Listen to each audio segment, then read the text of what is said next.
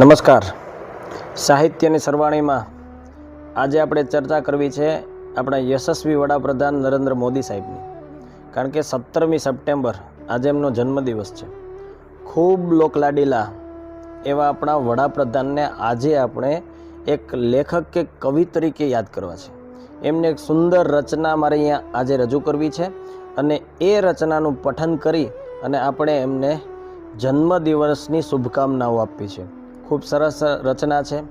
એમાં એના જીવનની ઝાંખી થાય છે.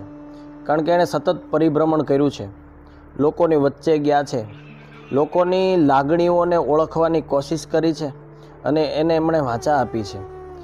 બહુ સરસ રચના છે, સાંભળજો. કારણ કે ઘણા બધા સંઘર્ષોમાંથી એ બહાર આવેલ છે અને એને એ અભિવ્યક્ત કરે છે.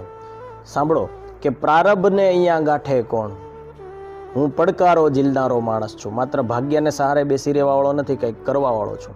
હું તેજ ઉછીનું લવ નહીં, હું જાતે બળતું ફાનસ છું. હું તેજ ઉછીનું લવ નહીં, હું જાતે બળતું ફાનસ છું.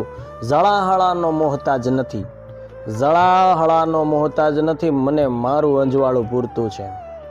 અંધારાના વમળને કાપે કમળ તેજ તો સ્ફૂરતું છે.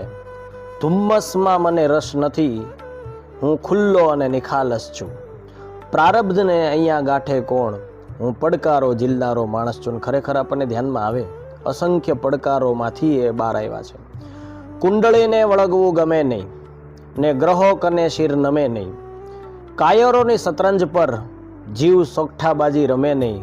હું પોતે જ મારો વંશજ છું, હું પોતે જ મારો વારસ છું. પ્રારબ્ધને અહીંયા ગાંઠે કોણ, હું પડકારો ઝીલનારો માણસ છું, હું પડકારો ઝીલનારો માણસ છું. જય હિન્દ.